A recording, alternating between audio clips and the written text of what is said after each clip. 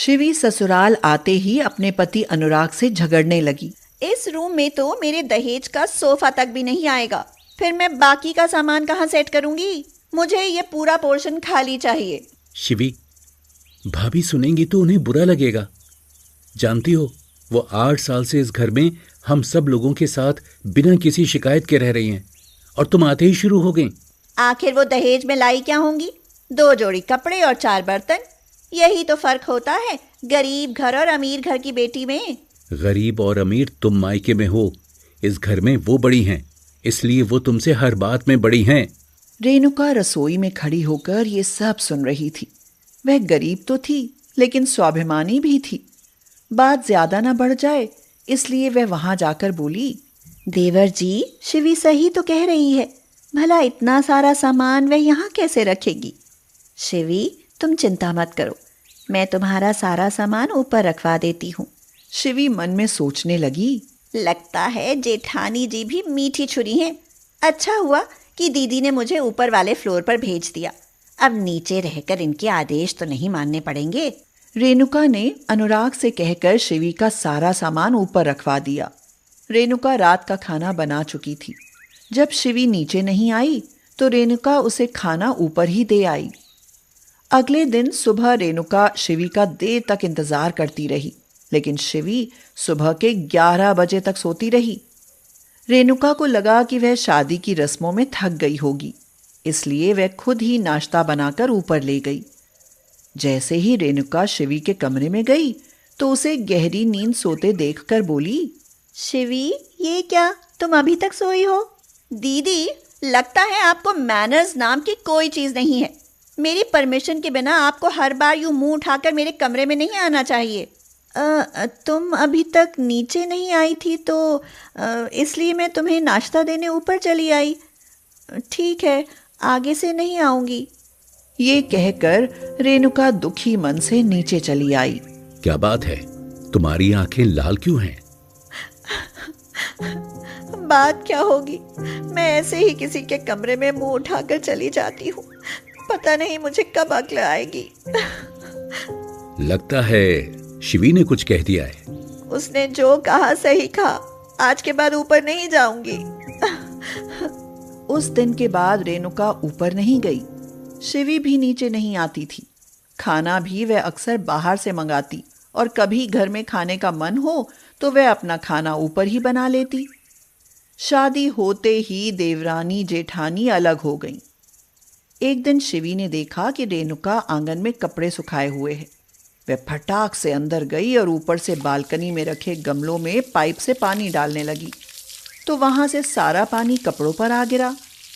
रेणुका ने आंगन में बैठे हुए दरवाजे के सामने पानी गिरता हुआ देखा तो बोली, हे भगवान, लगता है बाहर बारिश हो रही है, सारे कपड़े गीले हो जाएंगे। वह तेजी से बाहर की तरफ दौड़ी तो देखा कि शिवी ऊपर से पानी डाल रही है। शिवी, तुम ये क्या कर रही हो?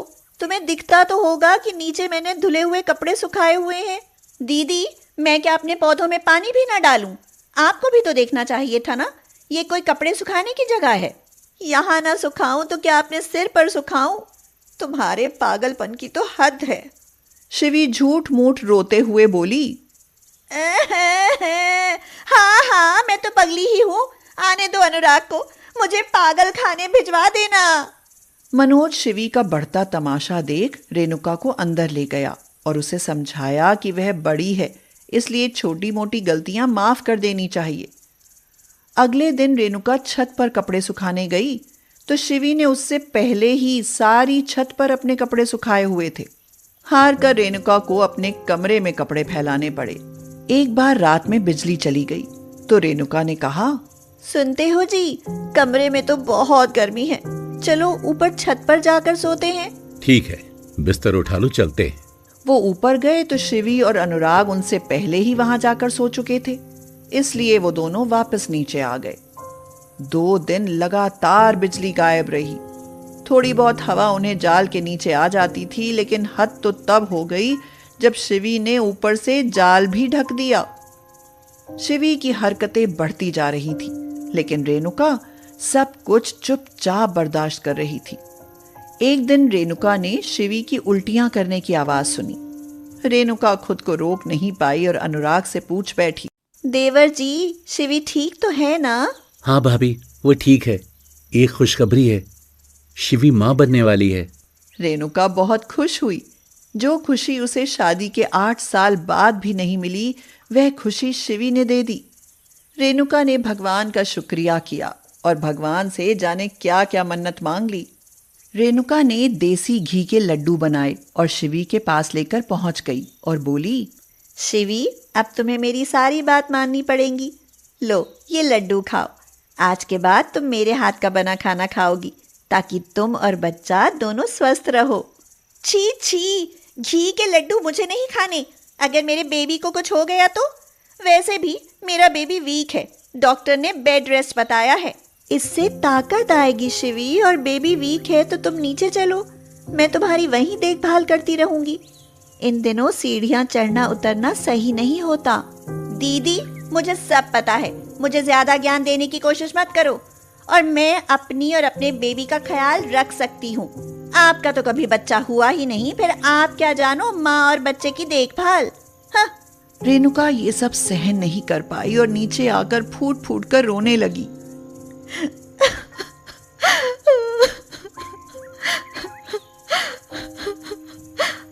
उसके बाद उसने 9 महीने शिवी की तरफ पलट कर भी नहीं देखा और ना ही कभी उसका हाल पूछा। शिवी की डिलीवरी का समय नजदीक आ चुका था। एक दिन अनुराग ऑफिस चला गया।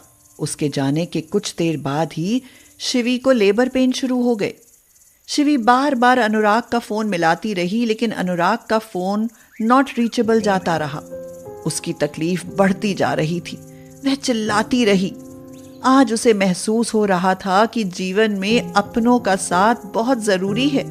उसने रेणुका को बुलाना चाहा, लेकिन शर्म के मारे नहीं बुला पाई और फिर थक कर शिवी बेहोश हो गई। अरे, न जाने शिवी की आवाज आनी बंद क्यों हो गई।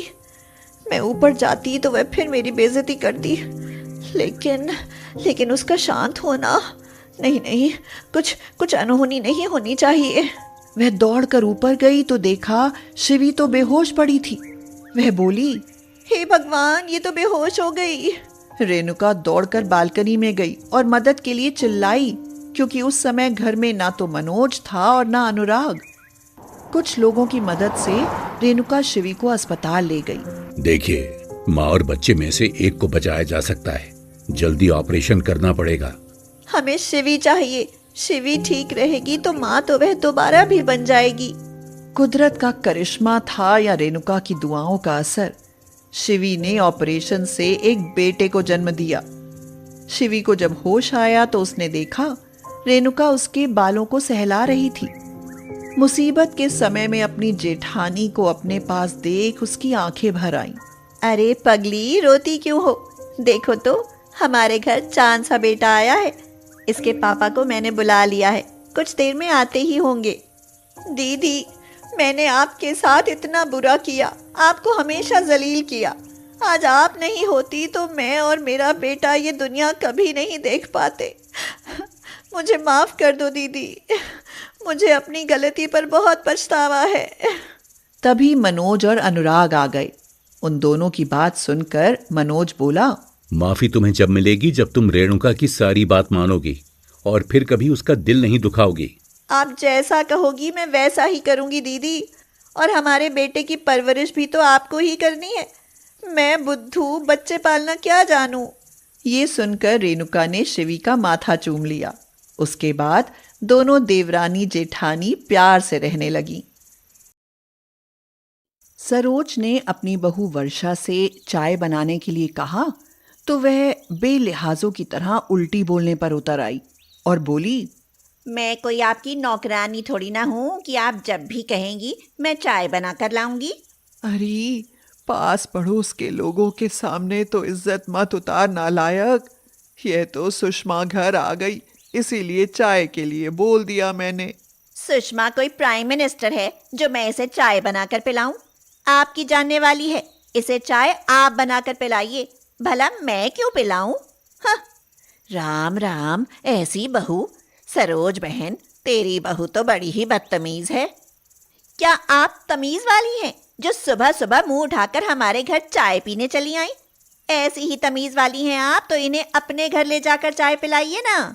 यह कहकर वर्षा चली जाती है, मगर बेचारी सरोज की आंखों से टपर टपर आंसू गिरने लगते हैं। सुषमा से उसकी हालत देखी नहीं जाती और वह उसे तसल्ली देते हुए कहती है, सरोज बहन, घर में नालायक बहू आ जाए तो यही होता है। मैं तो कहती हूँ कि अपनी बहू से कोई उम्मीद मत रखना। खुद के हाथ पांव पर भरोसा रखेगी तो कुछ उम्र जी लेगी, वरना चलो अच्छा, अब मैं चलती हूँ। बेचारी सरोज। पति का देहांत हुआ तब उसकी उम्र ही क्या थी, गोद में पहला बच्चा ही तो था। बेटा अमर 1 साल का रहा होगा जब दिनेश गुजरा। उस दिन बेचारी कभी अपने पति की लाश को देखकर बिलख उठती थी, तो कभी गोद में लिए अमर को देखकर। सरोज दुखी होकर कह रही थी, अभी तो शादी को 4 साल भी पूरे नहीं हुए और आप हैं कि मुझे अकेली छोड़कर चल दिए। मेरी न सही अपने बच्चे की तो सोच लेते। पति के मौत के बाद कई दिनों तक सरोज के आंसू सूखने में ही नहीं आते थे। जवान अवस्था थी और पति चल बसा था, इसीलिए सरोज के घर वालों को उसके भविष्य की चिंता सताने लगी। सरोज के माता पिता ने उसे समझाया, बेटी, अब ससुराल में क्या रखा है, न सास ससुर और न देवर जेठ, अकेली कैसे रह पाओगी? मैं तो कहती हूँ अपने घर लौट चलो, हम तेरी दूसरी शादी कर देंगे। इस बच्चे की चिंता तू मत करना, इसे हम पाल लेंगे बेटी। नहीं बापू, ना मैं यह घर छोड़कर जाऊंगी और ना ही दूसरी शादी करूंगी। मैं अपनी जिंदगी अपने अमर के सहारे काट लूंगी। सरोज के माता पिता ने उसे बहुत समझाया, उस पर दबाव भी डाला, पर वह अपने फैसले पर डटी रही। उसने अपने बेटे को पालने के लिए कमर कस ली। न दिन देखती न रात, लोगों के घरों में बर्तन धोती, साफ सफाई करती और खेतों में मर्दों की तरह मजदूरी करती। कभी थक जाती और खुद को अकेला महसूस करती तो आंसू पोंछते हुए सोचती, जैसे 5 साल बीत गए हैं, आगे भी बीत जाएंगे। बस कुछ सालों की ही तो बात है। मेरा अमर बड़ा हो जाएगा, घर में बहू आ जाएगी तो सारा सूनापन खत्म हो जाएगा। बहू खाना बनाएगी और मैं बैठकर खाऊंगी। हाँ। कुछ साल बाद अमर 15 साल का हुआ तो शहर में पढ़ने की जिद करने लगा। अमर के शहर में पढ़ने की बात सुनकर एक बार तो सरोज का कलेजा ही हिल जाता है, मगर फिर बेटे के भविष्य के बारे में सोचने लगती है। क्या शहर में जाना जरूरी है बेटा? यहाँ मैं अकेली कैसे रह पाऊंगी? बस कुछ सालों की तो बात ही है माँ। शहर में जाकर पढ़ूंगा तो कुछ बन जाऊंगा, फिर तुम मेरी शादी करना और अपनी बहू पर हुक्म चलाना। बहू मेरा हुक्म माने या ना माने, बस तू मेरा हुक्म मान लेगा तो सारे दुख भूल जाऊंगी बेटा। इस तरह सरोज अमर को पढ़ने के लिए शहर भेज देती है। समय बीतता जाता है और कुछ साल बाद अमर घर लौटता है, मगर अकेला नहीं, बल्कि वर्षा बहू के साथ। बेटे के साथ बहू को देखकर तो जैसे सरोज के पैरों तले से जमीन ही खिसक जाती है। अमर ऐसा कर देगा, यह तो उसने सपने में भी नहीं सोचा था। एक माँ ही तो थी तेरी, तूने उससे भी बताना जरूरी नहीं समझा कि माँ मैं शादी कर रहा हूँ? वो मुझे वर्षा इतनी पसंद आ गई माँ कि मैं इससे शादी करने में देर नहीं कर सका। देखो तो कितनी सुंदर बहू लाया हूँ, आस पड़ोस में ऐसी सुंदर बहू ढूंढे से भी ना मिलेगी। यह सुनकर सरोज सोचने लगती है, बहू तो सच में चांद का टुकड़ा है। ले आया तो ले आया, अब कम से कम बहू के हाथ की 2 रोटियां खाने को तो मिल जाएंगी। यही सोचकर सरोज खुद को तसल्ली दे देती है, मगर 2 दिनों में ही उसकी आंखें खुल जाती हैं। लो माँ जी, खाना खा लो। अरे यह क्या बहू, 4 सूखी रोटियां और प्याज, ये खाना है क्या? और क्या, मैं तुझे पकवान बनाकर खिलाऊंगी बुढ़िया। ये सूखी रोटियां भी तब मिलेंगी जब घर के सब काम करोगी, समझी? यह सुनकर तो सरोज सन्न ही रह जाती है। उस पर तो जैसे पहाड़ ही टूट पड़ता है। बहू का चाल चलन देखकर तो लगता है कि अब पहले से बुरे दिन आने वाले हैं मेरे। अमर पढ़ा लिखा था, इसीलिए गांव में आते ही ठाकुर साहब के गन्ना मिल में उसे मैनेजर की नौकरी मिल जाती है। सब ठीक ठाक चलने लगता है और एक दिन अमर अपनी सैलरी लेकर घर आता है। वह सरोज को सैलरी देते हुए कहता है, माँ, ये लो मेरी पहली सैलरी। बेटा, तू तो सचमुच अच्छा कमाने लगा रे। मैं आज बहुत खुश हूँ। तेरी सैलरी तेरे पिता को दिखाती हूँ। सरोज यह कह ही रही होती है कि तभी वर्षा आकर उसके हाथ से पैसे छीन लेती है और कहती है, ये तेरे पति की कमाई नहीं है, मेरे पति की कमाई है। इस पर मेरा हक है। सुनो अमर, आज के बाद इस बुढ़िया को पैसा दिया तो तुम्हें हमेशा के लिए छोड़ जाऊंगी मैं, समझे? ऐसा सुनकर तो सरोज रोने लगती है। मगर बेटा कुछ करने की बजाय उल्टा उसी को समझाने लगता है। अरे माँ, वर्षा जो कहती है मान लो।